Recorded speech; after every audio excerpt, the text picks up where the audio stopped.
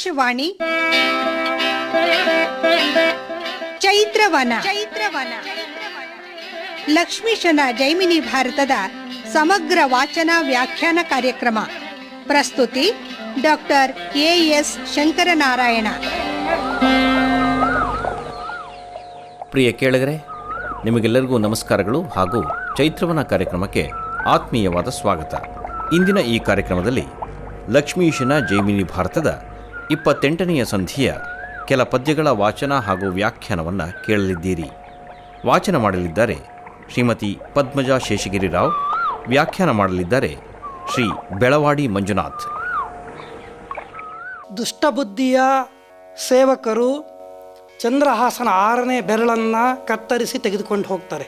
ಕಾಡಲ್ಲಿ ಚಂದ್ರಹಾಸ ಒಬ್ಬನನ್ನೇ ಬಿಟ್ಟು ಹೋಗಿರ್ತಾರೆ. ಬಾಲಕ ಆತಂಕ, ಅಳುಕು ಎಲ್ಲ ಇರ್ತದೆ. ತನ್ನ ಬಾಯೊಳಗೆ ಇಟ್ಕೊಂಡಿದ್ದಂತಹ ಸಾಲಿಗ್ರಾಮ ಒಂದೇ ಆಧಾರ. ಆ ದುಂಡಾಗಿರ್ತಕ್ಕಂತಹ ಸಾಲಿಗ್ರಾಮದ ಪ್ರಭಾವ ವಿಶೇಷವಾಗಿರ್ತಕ್ಕಂಥದ್ದು. ಅದನ್ನು ಸ್ತೋತ್ರ ಮಾಡ್ತಾ ಇರ್ತಾನೆ, ಶ್ರೀಹರಿ ಕೃಷ್ಣ ಕಮಲಾಕ್ಷ ಅಂತ ಹೇಳಿ.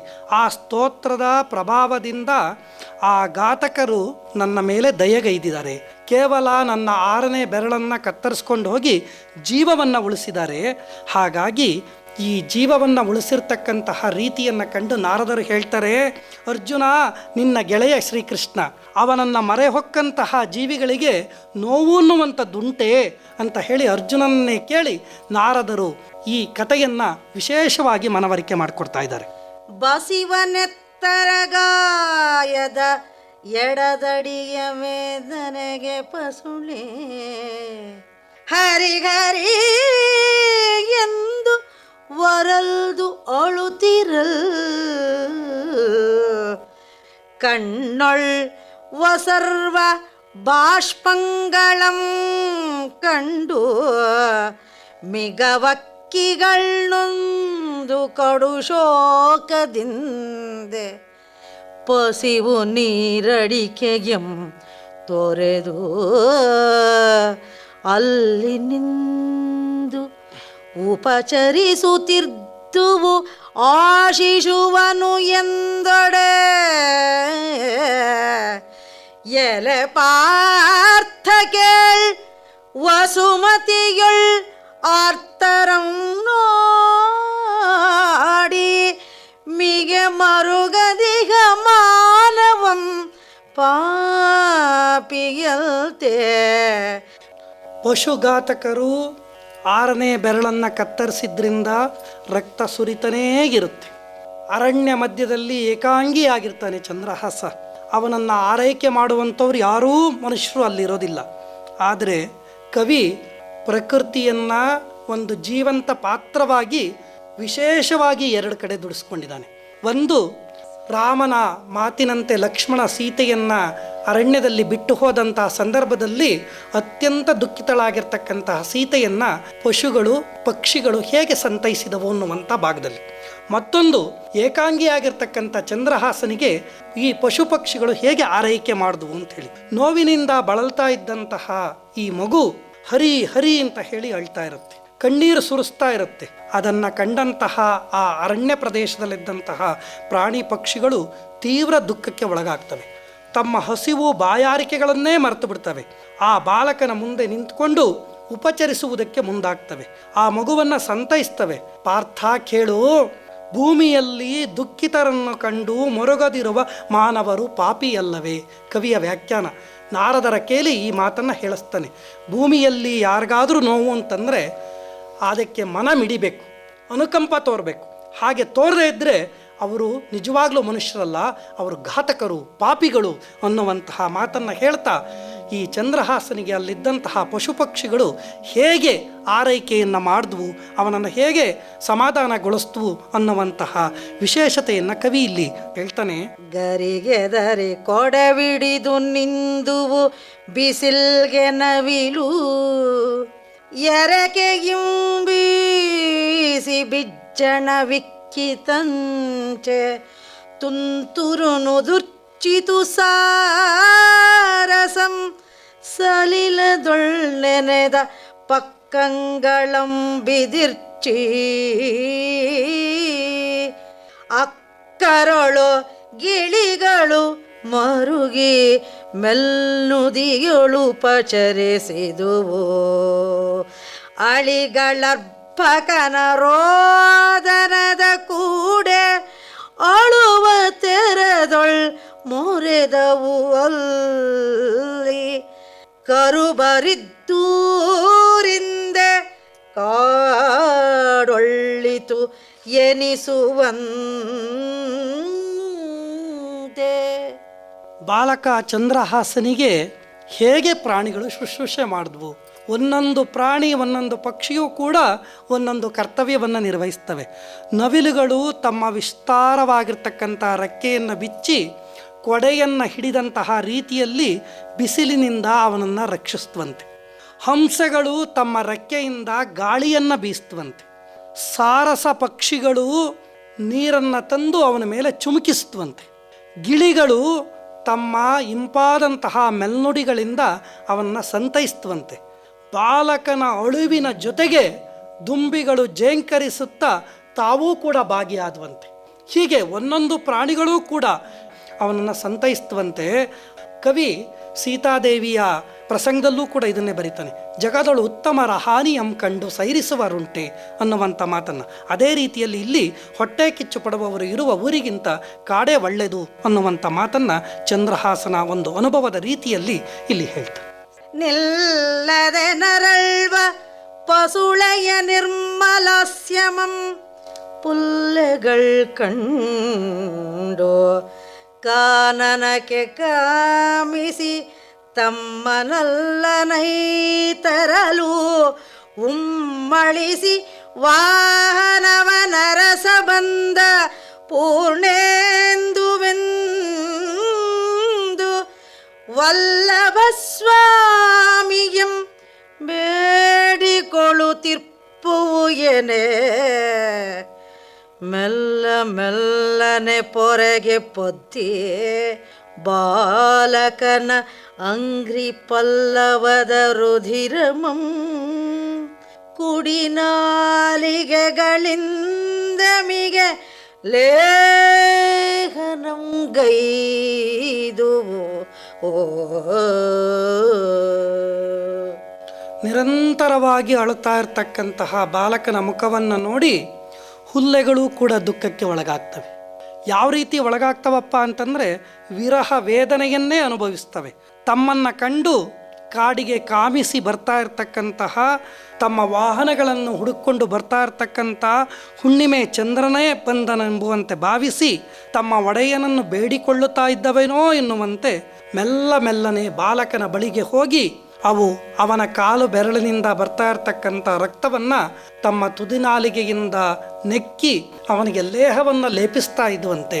ಹಾಗೆ ಈ ಹುಲ್ಲೆಗಳೂ ಕೂಡ ಆ ಮಗುವಿನ ಅಳುವಿನಲ್ಲಿ ಅವನ ರಕ್ತದ ಸೋರುವಿಕೆಯಲ್ಲಿ ಆರೈಕೆಯನ್ನು ಮಾಡ್ತಾ ತಮ್ಮ ಒಂದು ಅನುಕಂಪವನ್ನು ತೋರಿಸ್ತವು. ಕೋಗಿಲೆಯ ನಿಡು ಸರಂ ಪಾರಿವದ ಕಲ್ಲುಣಿಸೋ ಗೂಗೆಗಳ ಕಣ್ದೊಳಸು ಬಗನ ಮೌನದ ಬೆರಗು ನಾಗದ ನಿರಾಹಾರ ಅಳಿಗಳ ಪರಿಭ್ರಮಣಂ ಇಭದ ಸಿತ್ಕಾರಂಗಳು ಪೋಗಲ್ ಅಡಿಗಿಡಲು ಅರಿಯದ ಆರೈವ ಜನಂಗಿಲ್ಲದೆ ಆ ಗಹನ ಗಹ್ವರದುಳ್ ಅಳುವ ಶಿಶುವಂ ನೋಡಲಾಗಿ ಬಂದೆಡೆಗೊಂಡ ದುಃಖಾತಿರೇಕಮೆಂಬಂತೆ ಕಾಣಿಸುತ್ತಿರ್ತುದು. ಇಲ್ಲಿ ಕೇವಲ ಚಂದ್ರಹಾಸನ ದುಃಖ ಅಲ್ಲ, ಇಡೀ ಅರಣ್ಯವೇ ದುಃಖ ಸಮುದ್ರದಲ್ಲಿ ಮುಳುಗಿ ಹೋಗ್ಬಿಟ್ಟಿದೆ. ಕೋಗಿಲೆಯು ತನ್ನ ದೀರ್ಘ ಸ್ವರದಿಂದ ಆಲಾಪವನ್ನು ಮಾಡ್ತಾ ಇದೆ. ಪಾರಿವಾಳಗಳು ಕಲ್ಲನ್ನೇ ತಿಂತಾ ಇದ್ದಾವೆ. ಗೂಬೆಗಳ ಕಣ್ಣಿಗೆ ತೊಳಸು ಬಂದು ಹೋಗಿದೆ. ಕೊಕ್ಕರೆಗಳು ಮೌನವಾಗಿ ನಿಂತಿದ್ದಾವೆ. ವಿಸ್ಮಯ ಅನ್ನುವಂಥ ರೀತಿಯಲ್ಲಿ ಕಾಣ್ತಾ ಇದೆ. ಹಾವುಗಳು ನಿರಾಹಾರವಾಗಿದ್ದಾವೆ. ಚಿಪ್ಪಿರ್ತಕ್ಕಂಥ ಜಲಚರಗಳ ಪರಿಭ್ರಮಣೆ ಉಂಟಾಗಿದೆ. ಆನೆಗಳು ಚೀತ್ಕಾರವನ್ನು ಮಾಡ್ತಾ ಇದ್ದಾವೆ. ಇವೆಲ್ಲವೂ ಸೇರಿ ಅಲ್ಲಿ ಹೋಗೋದಕ್ಕೆ ಜಾಗ ಇಲ್ಲವೇನೋ, ಅಡಿ ಇಡೋದಕ್ಕೆ ಜಾಗ ಇಲ್ಲವೇನೋ ಅನ್ನುವಂತಹ ರೀತಿಯಲ್ಲಿ ನಿರ್ಜನವಾಗಿರ್ತಕ್ಕಂತಹ ಕಾಡು ದುಃಖದ ಮಡುವಿನಲ್ಲಿ ಮುಳುಗಿ ಹೋಗ್ಬಿಟ್ಟಿದೆ. ಹೀಗೆ ರೋಧಿಸ್ತಾ ಇರ್ತಕ್ಕಂಥ ಬಾಲಕನನ್ನು ಕಂಡು ಇಡೀ ಅರಣ್ಯ ಪ್ರತಿಕ್ರಿಯಿಸ್ತಾ ಇದೆ.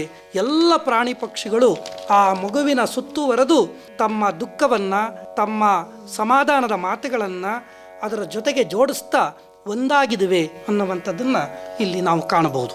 ಬಾಲಕನ ರೋದನದ ಕೂಡೆ ಬನದೇವಿಯರ್ ಗಾಳಿ ತೀಡಿದೊಡೆಗೆ ಭೋರೆಂಬ ತರುಲತೆಗಳಿಂ ಗೋಳಿಟ್ಟರು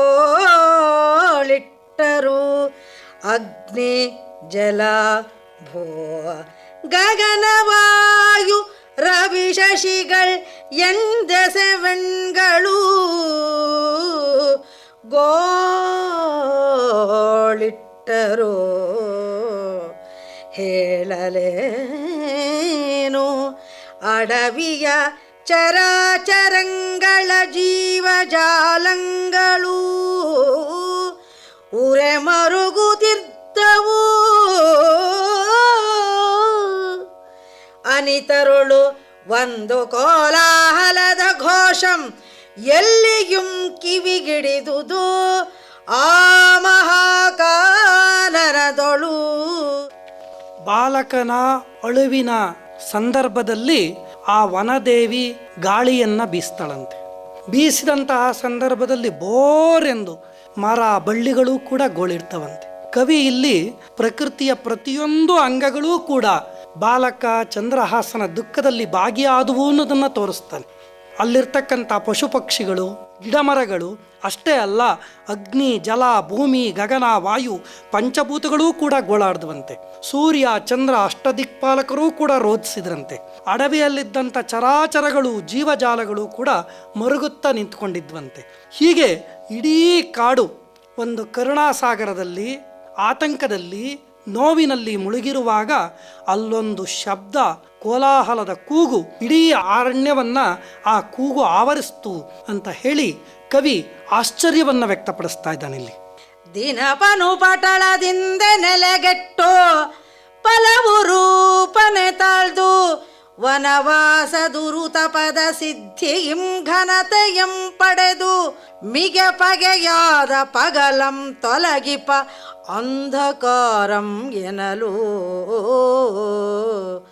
ಅನುಪಮದ ಕಾರೊಡಲ ಬೇಡವಡೆ ಬೇಂಟೆಗೆ ವಿಪಿನದೊಳು ಐತರುತಿರ್ದುದು ಅಬ್ಬರದ ಬೊಬ್ಬೆಗಳ ನಿನದದಿವು ಜೀವಿಗಳ ಕೊಲೆಗೆಳಸಿದ ಅಂತಕನದೂತ ಸಂಘಾತದಂತೆ. ಕವಿ ಪ್ರಕೃತಿಯ ಕ್ರೌರ್ಯವನ್ನು ಕೂಡ ಇಲ್ಲಿ ತೋರಿಸ್ತಾನೆ. ಕ್ರೌರ್ಯದಲ್ಲಿ ಮಾನವನ ಪಾತ್ರವೇ ವಿಶೇಷವಾಗಿರ್ತಕ್ಕಂಥದ್ದು.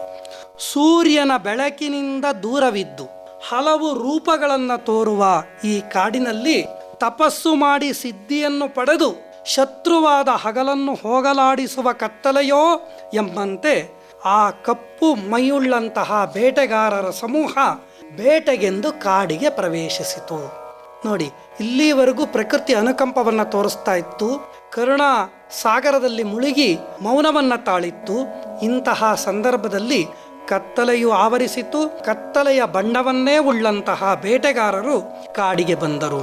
ಅತಿಶಯವಾಗಿರ್ತಕ್ಕಂತಹ ಅವರ ಅಬ್ಬರ, ಬಬ್ಬಳಿಕೆಗಳು, ಆ ಕೂಗಿನೊಂದಿಗೆ ಜೀವಿಗಳ ಬೇಟೆಗಾಗಿ ಹಂತಕರ ಸಮೂಹವೇ ಕಾಡನ್ನು ಪ್ರವೇಶಿಸಿತು. ತಪ್ಪ ತಪ್ಪಲೊಳಲ್ಲಿ ಗಲ್ಲಿ ಮಂಜುಗಳೆಸೆವ ಕಪ್ಪ ಕಪ್ಪನೆಯ ಗಿರಿಗಳ ಪುರ್ಪಗೆಗಳಂತೆ ಬಪ್ಪ ಬಪ್ಪ ಎಳ ನಾಯಿಗಳಂ ಹಾಸೊಳಂತು ಬಂದುದು ಶಬರ ಸೇನೆ ಬಳಿಕ ಸೊಪ್ಪು ಸೊಪ್ಪುಗಳ ಮೆಳೆ ಮೆಳೆಗಳಂ ಸೋವುತ್ತೆ ತಪ್ಪ ತಪ್ಪದೆ ಶರಶರಂಗಳಂ ತೆಗೆದಚ್ಚುತ ತೊಪ್ಪ ತೊಪ್ಪನೆ ಮೃಗ ಮೃಗಂಗಳಂ ಕೆಡಗಿದರ್ ಕಾರಣದಳು ಏ ಬೇಳ್ವೆನು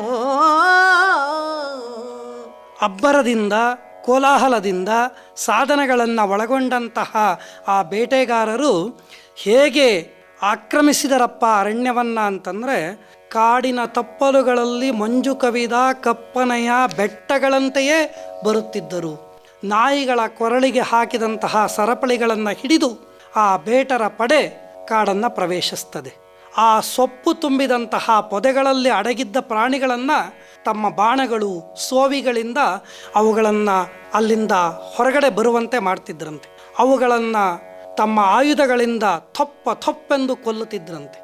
ಚಾಪ ಬಾಣಂಗಳೇ ತಕೆ ಬೇಂಟೆಗೆ ಅಂಗಜನ ಚಾಪ ಬಾಣಂಗಳಿರ್ದಪು ಎಂಬೊಲಿಹ ಚಾಪಲ ಭ್ರೂಲತೆಯ ಚಂಚಲಾಪಾಂಗದ ಪುಳಿಂದಿಯರ್ ತಮ್ಮ ತಮ್ಮ ಓಪರಂ ಬಳಿ ಬಿಡಿದು ಬರುತ್ತಿದ್ದರಾಗ ಸಲ್ಲಾಪದಿಂದೆಸವ ಹರಿಹರಿಣ ಕರಿಚಮರಿಗಳ ರೂಪಂಗಳ ಅವಯವದೊಳ್ ರಾಜಿಸಲ್ಕೆ ಅವಕ್ಕೆ ತಾವೆ ದೇಹಂಗಳೆನಲು. ಕವಿ ಇಲ್ಲಿ ವಿಶೇಷವಾಗಿ ವರ್ಣಿಸ್ತಾ ಇದ್ದಾನೆ. ಬೇಟೆ ಆಡ್ತಾ ಇದ್ದಂತಹ ಪ್ರಾಣಿಗಳನ್ನು ಕೊಂದು ಕೆಡುತ್ತಾ ಇರತಕ್ಕಂತಹ ಬೇಟೆಗಾರರು ಹೇಗೆ ತಮ್ಮ ಸರಸ ಸಲ್ಲಾಪದಲ್ಲಿ ತೊಡಗುವಂತಹ ಒಂದು ದೃಶ್ಯವನ್ನು ಕವಿ ತರ್ತಾನೆ. ಈ ಬೇಟೆಗೆ ಬರೀ ಬೇಟೆಗಾರರೇ ಬಂದಿರಲಿಲ್ಲ, ಬೇಡತಿಯರೂ ಕೂಡ ಬಂದಿದ್ರು ಅಂತ ಹೇಳಿ.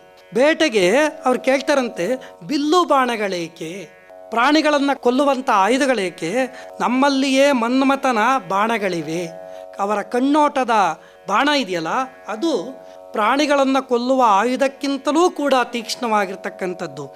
ಬಿಂಕದಿಂದ ತಮ್ಮ ಹುಬ್ಬನ್ನು ಆಡಿಸುತ್ತಾ ಚಂಚಲ ಮನಸ್ಸಿನ ಆ ಬೇಡತಿಯರು ತಮ್ಮ ತಮ್ಮ ಪ್ರಿಯಕರೊಡನೆ ಬಳಿಬಿಡಿದು ಬರುತ್ತಿದ್ದರು. ಆಗ ಸಲ್ಲಾಪದಿಂದ ಕೂಡಿದ ಅವರ ಸಿಂಹನಡು, ಅತ್ಯಂತ ಬಡವಾಗಿರ್ತಕ್ಕಂತಹ ಸೊಂಟ, ಹರಿಣಗಳ ಕಣ್ಣೋಟ, ಜಿಂಕೆಯ ರೀತಿಯಲ್ಲಿ ಅವರ ಕಣ್ಣೋಟ ಇತ್ತಂತೆ, ಗಜ ಗಮನದ ರೀತಿಯಲ್ಲಿ ಅವರು ನಡ್ಕೊಂಬರ್ತಾ ಇದ್ರಂತೆ, ಅವರ ಕೇಶರಾಶಿ ಚಮರಿಗಳ ಬಾಲದಂತಿತ್ತಂತೆ.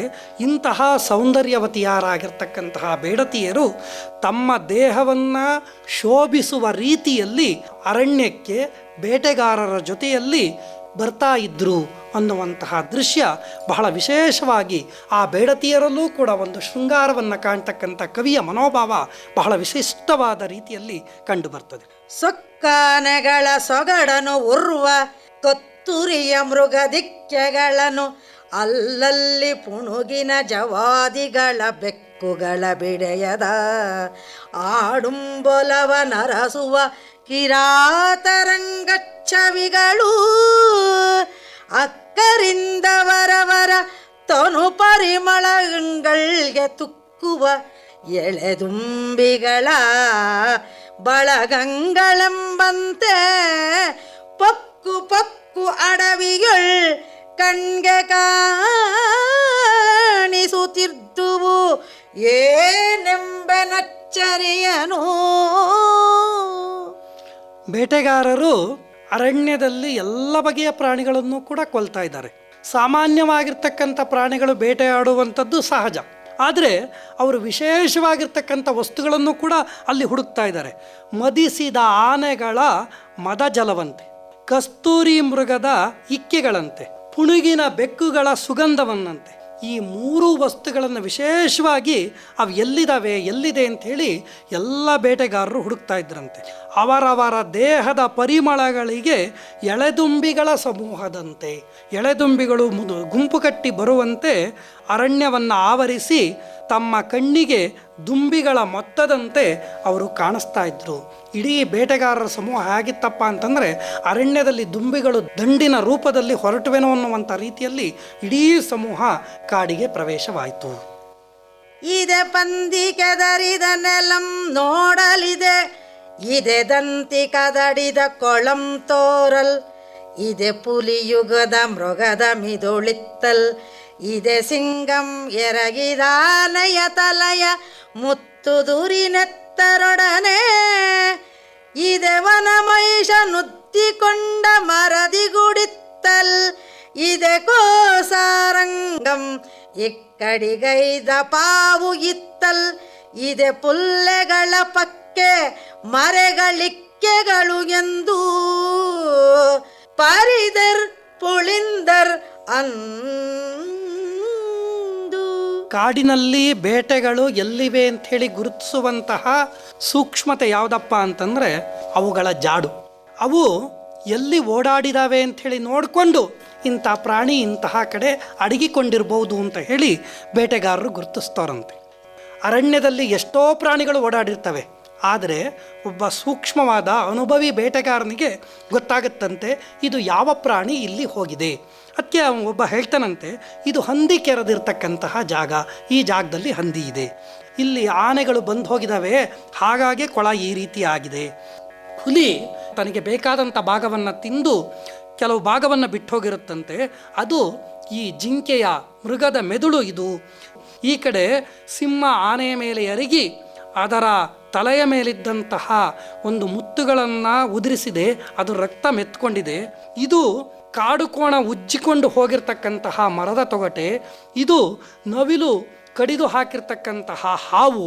ಹೀಗೆ ಬೇಟೆಗಾರರು ಒಂದೊಂದು ಪ್ರದೇಶಕ್ಕೆ ಹೋದಾಗಲೂ ಕೂಡ ಜಿಂಕೆಗಳ ಹಿಂಡುಗಳನ್ನೂ ಒಳಗೊಂಡಂತೆ ಪ್ರತಿಯೊಂದು ಜಾಗವನ್ನು ಇಂತಿಂಥದೇ ಪ್ರಾಣಿ ಹೋಗಿದೆ, ಇಂತಿಂಥದೇ ಪ್ರಾಣಿ ಇಲ್ಲಿ ಬಂದಿದೆ, ಇಂತಿಂಥದೇ ಪ್ರಾಣಿ ಇದನ್ನು ಕೊಂದಿದೆ, ಇಂಥ ತಿಂದಿದೆ ಅಂತ ಹೇಳಿ ಅತ್ಯಂತ ಸ್ಪಷ್ಟವಾಗಿ ಸೂಕ್ಷ್ಮವಾಗಿ ಅವರು ಮೊದಲು ಗುರುತಿಸಿದ್ರಂತೆ. ನಡೆ ಪಜ್ಜವಿಡೆ ಹೋಗು ತಡೆ ನಿಲ್ಲು ಜಡಿ ಬೊಪ್ಪೆಗೂಡು ಪದರೊಳ್ ಅಡಗು ಕೈಗೆಡದೆ ಇರಿಸು ನಿಡು ಸರಳ ತುಡು ಕೆಲಕ್ಕೆ ಸಿಡಿಯದಿರ್ ಪಡೆ ಸಾರ್ಚು ತುಡುಕು ಮೊಗಸಡಗು ಮರಕ್ಕೆ ಅಡಗಿ ಪೊಯ್ದು ಅಡಿಕೋಲನ್ ಇಡು ಮುಂದುಗಡೆ ನಾಯ ಬಿಡು ಕೂಡೆ ಪಡಿ ತಳಿಸು ಸಡೆಯದಿರ್ ಕೆಡಪೆ ಎಂಬ ನುಡಿಗಳ್ ಅಡಿಗಡಿಗೆ ಕಿವಿಗಿಡಿದವು ಎಲ್ಲೆಡೆಯೊಳ್ ಇಂದು ಅಡವಿಯೊಳ್ ಕಡು ಪೊಸತು ಏನೇ. ಪದ್ಯದಲ್ಲೂ ಕೂಡ ಗದ್ಯವನ್ನು ಕಾಣಿಸುವಷ್ಟು ಅಪ್ರತಿಮ ಕವಿ ಲಕ್ಷ್ಮೀಶ. ಅನುಭವಿ ಬೇಟೆಗಾರರು ಹೊಸದಾಗಿ ಬಂದಂತಹ ಬೇಟೆಗಾರರಿಗೆ ತಮ್ಮ ಸಹಚರರಿಗೆ ಆಜ್ಞೆಯನ್ನು ಮಾಡ್ತಿದ್ದಾರಂತೆ. ಇದು ಒಂದು ರೀತಿಯಲ್ಲಿ ತರಬೇತಿಯನ್ನು ಕೊಡ್ತಾ ಇದ್ದಾರೋ ಅನ್ನುವಂಥ ರೀತಿಯಲ್ಲಿ ಕಾಣ್ತದಂತೆ. ಅವರ ಮಾತುಗಳೆಲ್ಲ ಹೇಗಿರುತ್ತೆ ಬೇಟೆಗಾರರ ಮಾತು ಅಂತಂದರೆ ಹೇಳ್ತಾ ಇದ್ದಾರಂತೆ, ನಡೆ ಹೆಜ್ಜೆ ಇಡು ಹೋಗು ತಡೆ ನಿಲ್ಲು ಜಡಿ ಬೊಬ್ಬೆ ಹಾಕು ಪೊದರೊಳು ಅಡಗು. ಎಂತಹ ಮಾತುಗಳು ನೋಡಿ. ಮುಂದಕ್ಕೆ ಹೋಗು, ಹೆಜ್ಜೆ ಹಾಕು, ಹೋಗು, ಧೈರ್ಯವನ್ನು ತುಂಬುವಂಥ ಆತ್ಮವಿಶ್ವಾಸವನ್ನು ತುಂಬುವಂಥ ಬೇಟೆಗೆ ಅರ್ಪಿಸಿಕೊಳ್ಳುವಂಥ ರೀತಿಯಲ್ಲಿ ಹೇಳ್ತಾ ಪದರೊಳಗೆ ಅಡಗು. ಯಾವುದಾದ್ರು ಪ್ರಾಣಿ ಬಂತು ಅಂತಂದರೆ ನಿನ್ನನ್ನು ರಕ್ಷಿಸ್ಕೊಳ್ಳೋದಕ್ಕೆ ಈ ಪದರೊಳಗಡೆ ಅಡಿಕ್ಕು. ಕೈಗೆ ಸಿಗದಿರುವುದನ್ನು ಬಾಣವನ್ನು ಬಿಡು. ಕೊಕ್ಕೆ ಇದ್ದರೆ ಅದರಿಂದ ಪಕ್ಕಕ್ಕೆ ಚಾಚು. ಆತುರದಿಂದ ಹಿಡಿ, ಎದುರಿಸು, ಮರೆಯಾಗು, ಹೊಡೆ, ಅಡಿಕೋಲನಿಡು, ಮರ ಹತ್ತಿ ಪ್ರಯತ್ನಿಸು, ಮುಂದೆ ನಾಯಿಗಳನ್ನು ಬಿಡು, ಒಟ್ಟಿಗೆ ಹೊಡೆ, ಸೆಟದು ನಿಲ್ಲು, ಹಗ್ಗವನ್ನು ಕಟ್ಟು. ಈ ರೀತಿ ಅರಣ್ಯಕ್ಕೆ ಬಂದಂತಹ ಬೇಟೆಗಾರರು ಪ್ರಾಣಿಗಳನ್ನು ಹಿಡಿದು ಕೊಲ್ಲುವಂತಹ ತಮ್ಮ ಬೇಟೆಯಲ್ಲಿ ಯಶಸ್ವಿ ಆಗುವಂಥ ರೀತಿಯಲ್ಲಿ ತಾವು ರಕ್ಷಿಸಿಕೊಂಡು ಪ್ರಾಣಿಗಳನ್ನು ಬೇಟೆಯಾಡಬೇಕು. ಕವಿಗೆ ಒಂದು ಬೇಟೆಯ ಅನುಭವ ಕೂಡ ಎಷ್ಟು ವಿಶೇಷವಾಗಿತ್ತು, ಅದರ ಬಗ್ಗೆ ಎಷ್ಟು ಜ್ಞಾನ ಇತ್ತು ಅಂಥೇಳಿ ನಮಗೆ ಗೊತ್ತಾಗ್ತದೆ. ಪ್ರತಿಯೊಂದು ಮಾತುಗಳು ಕೂಡ ಎದುರುಗಡೆ ನಿಂತ್ಕೊಂಡು ಮತ್ತೊಬ್ಬ ಬೇಟೆಗಾರನಿಗೆ ಹೇಳ್ತಾ ಇದ್ದೇನೇನು ಅನ್ನುವಂಥ ರೀತಿಯಲ್ಲಿ ಕಿವಿಗೆ ಹಿಡಿದಂತಾಗುತ್ತಿತ್ತು. ಹೀಗೆ ಬೇಟೆಗಾರರು ಮಾತಾಡ್ಕೊಳ್ತಾ ಇದ್ರು. ಉಪ್ಪಿದ ಊರ ದೇರ ತೆಗೆದೊಡಲ ಬಾಗಿದ ಬೆನ್ನ ಹೊಪ್ಪುಗೆಯ ಪಚ್ಚಳದ ಸೆಡದ ಬಾಲದ ಕೊನೆಯ ಕೊಬ್ಬಿದ ಕೊರಳ ಸಣ್ಣ ಝಂಗೆಗಳ ಕೊಂಕುಗುರ ಮಡಿಗಿವಿಯ ಕಿಡಿಗಣ್ಗಳ ಹೆಬ್ಬಲ್ಲ ಬಿಡುವಾಯ ಜೋಲ್ವ ಕೆನ್ನಾಲಗೆಯ ಗಪ್ಪಿನಾಯಿಗಳ ಹಾಸನುಗಿದು ಬಿಡೆ ಪಂದಿಗಳ ನಪ್ಪರಿಸು ತುಡುಕಿದವು ಕೇಸರಿಗೆ ಅಡರ್ತು ಮೇಲ್ವಾಯ್ದು ಹುಲಿಯಂ ಕೊಂದುವು. ಕವಿ ಲಕ್ಷ್ಮೀಶ ಪ್ರಕೃತಿಯನ್ನು ವರ್ಣಿಸುವುದರಲ್ಲಿ ಮಹಾನಿಪುಣ. ಆದರೆ ಒಂದು ನಾಯಿಯೂ ಕೂಡ ಇಷ್ಟು ಸುಂದರವಾಗಿರ್ತದೆ, ಇಷ್ಟು ಭಯಂಕರವಾಗಿರ್ತದೆ, ಇಷ್ಟು ಚುರುಕಾಗಿರ್ತದೆ ಅಂತ ಹೇಳಿ ವರ್ಣಿಸಿರೋದು ಬಹುಶಃ ಕನ್ನಡ ಸಾಹಿತ್ಯದಲ್ಲಿ ಇನ್ನೆಲ್ಲೂ ಇಲ್ಲ. ಆ ಬೇಟೆಗಾರರ ನಾಯಿಗಳು ಹೇಗಿದ್ವಪ್ಪ ಅಂತನ್ನೋದನ್ನೇ ನಮ್ಮ ಮುಂದೆ ಒಂದು ಶಬ್ದ ಚಿತ್ರವನ್ನು ಇಡ್ತಾ ಇದ್ದಾನೆ. ಉಬ್ಬಿದ ಎದೆ, ಎತ್ತರವಾದ ದೇಹ, ಬಾಗಿದ ಬೆನ್ನು, ಹರಡಿದ ನಿತಂಬ, ನಿಗುರಿದ ಬಾಲ, ಪುಷ್ಟವಾಗಿ ಬೆಳೆದು ಕೊಬ್ಬಿನಿಂದ ಬೆಳೆದ ಕೊರಳು, ಸಣ್ಣ ಕೆಳತೊಡೆ, ಚೂಪಾದ ಉಗುರು, ಮಡಿಕೆಯಾದ ಕಿವಿ, ಕೆಂಪಾದ ಕಣ್ಣುಗಳು, ಕೋರೆ ಹಲ್ಲುಗಳು, ಬಿಟ್ಟ ಬಾಯಿ, ಜೋಲಾಡುವ ಕೆನ್ನಾಲಿಗೆ, ಕೊಬ್ಬಿದ ನಾಯಿಗಳು. ಅವರು ಸರಪಳಿಯನ್ನು ಹಾಕ್ಕೊಂಡು ಹಿಡ್ಕೊಂಬಂದಿದ್ದಾರೆ. ಆ ಬಂಧನದಿಂದ ಬಿಟ್ಟ ತಕ್ಷಣ ಒಂದೇ ಸಲ ಚಂಗಂತ ನೆಗೆದು ಹಂದಿಗಳನ್ನು ಹಿಡಿತಾವಂತೆ. ಹಂದಿಗಳನ್ನು ನಾಯಿಗಳು ಹಿಡಿಯುವಂಥದ್ದು ಸಾಮಾನ್ಯ, ಇದು ಸಹಜ. ನೋಡಿ ಹೇಳ್ತಾರೆ, ಸಿಂಹಗಳನ್ನು ಮುತ್ತಿದವು, ಅಷ್ಟೇ ಅಲ್ಲ ಮೇಲೆ ಬಿದ್ದವು, ಹುಲಿಯನ್ನು ಕೊಂದವು. ಅಂತಹ ನಾಯಿಗಳು ಇಷ್ಟು ಸುಂದರವಾಗಿದ್ವು, ತೀಕ್ಷ್ಣವಾಗಿದ್ವು, ಕ್ರೂರವಾಗಿದ್ವು ಮತ್ತು ಚುರುಕಾಗಿದ್ವು. ಬಿಡದೆ ಕತ್ತುರ್ಗಳಂ ಸೋವಿದರ್ ತೀವಿದರ್, ಗಿಡಗಳ ಪದರ್ಗಳಿಂದೆಬ್ಬಿಸಿದರ್ ಉಬ್ಬಿಸಿದರ್, ಒಡನೊಡನೆ ಖಗ ಮೃಗ ವ್ರಾತಮಂ ಪಾತಮಂ ಮಾಡಿದರ್ ಕೂಡೆ ಕೂಡೆ, ಸಿಡಿಗುಂಡು ಬಡಿಗೊಲ್ಗಳುರುಬೆಯಿಂದಿರುಬೆಯಿಂದ, ಇಡುಗವಣೆನೇಣುರುಲ್ಗೊಲೆಗಳಿಂಬಲೆಗಳಿನ್ ಜಡಿದು ಆರ್ದು ಬೊಬ್ಬೆಯಬ್ಬರದಿಂದೆ ಶರದಿಂದೆ ಕಾಡೊಳ್ ಕಿರಾತರು ಅಂದೋ. ಬೇಟೆ ಆಡೋದಕ್ಕೆ ಏನೇನು ಸಾಧನಗಳು ಬೇಕೋ ಎಲ್ಲದನ್ನು ತಗೊಂಡು ಸಿದ್ಧವಾಗಿ ಅನುಭವಿ ಬೇಟೆಗಾರರು ಅಲ್ಲಿಗೆ ಹೋಗಿದ್ದಾರೆ. ಗಿಡಗಳು ಪೊದೆಗಳ ಮಧ್ಯದಲ್ಲಿ ಏನಾದರೂ ಕೂತಿದ್ರೆ ಹೊರಬರಲಿ ಅಂಥೇಳಿ ಜೋರಾಗಿ ಕೂಗ್ತಾ ಇದ್ರಂತೆ. ಬಾಣೆಗಳನ್ನು ಕೋಲುಗಳನ್ನು ಹಾಕಿ ತಿವಿತಾ ಇದ್ರಂತೆ. ತಕ್ಷಣವೇ ಪ್ರಾಣಿ ಪಕ್ಷಿಗಳು ಹೊರಬರ್ತಾ ಇದ್ವಂತೆ. ಸಿಡಿ ಗುಂಡನ್ನು ಇಟ್ಕೊಂಡಿದ್ರಂತೆ, ಬಡಿಯುವ ಕೋಲುಗಳನ್ನು ಇಟ್ಕೊಂಡಿದ್ರಂತೆ, ಅವುಗಳಿಂದ ರಭಸವಾಗಿ ಹೊಡಿತಾ ಇದ್ರಂತೆ. ಕವಣೆ ಕಲ್ಲುಗಳನ್ನು ಉರುಳುಗಳನ್ನು ಇಟ್ಕೊಂಡಿದ್ರಂತೆ, ಬಿಲ್ಲಿನ ತುದಿಯಿಂದ ಹೊಡಿತಾ ಇದ್ರಂತೆ, ಅದ್ರ ಜೊತೆಗೆ ಬಲೆಗಳನ್ನು ಹಾಕಿ ಹಿಡಿತಾ ಇದ್ರಂತೆ.